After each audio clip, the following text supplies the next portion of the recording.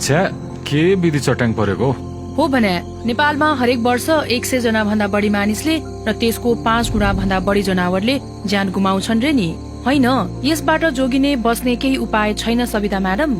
किन नहुनु? चट्याङ ठूलो मात्राको विद्युतीय करेन्ट न हो।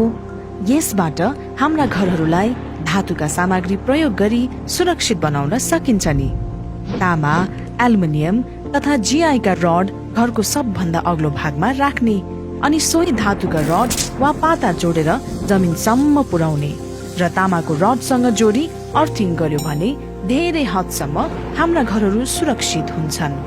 साथै चट्याङबाट आफू सुरक्षित रहन गड्याङ गुडुङका बेला घरबाट बाहिर ननिस्किने र यदि घर बाहिर भएमा तुरुन्त घरभित्र वा सुरक्षित स्थानमा जानु पर्छ। सुरक्षित स्थान भन्नाले पक्की घरहरू, बस, भ्यान आदि।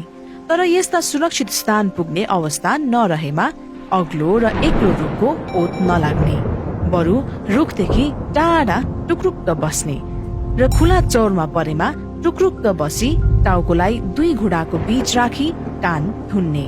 अनि घरभित्र पुरै सुरक्षित रहन्छौ त? घरभित्र रहँदा पनि झ्याल ढोका बन्द गरी कोठाको बीचमा बस्ने, टिभी, वाशिङ मसिन, फ्रिज तथा अन्य विद्युतीय सामग्रीका तारहरू प्लगबाट छुटाउने, पानीका स्रोतमा सिधै नुहाउने धुने नगर्ने र टेलिफोनमा कुरा नगर्ने।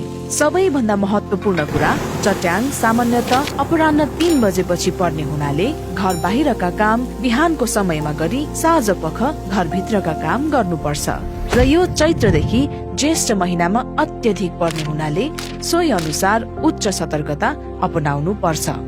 विपद पूर्वको तयारी हामी सबैको साझा जिम्मेवारी।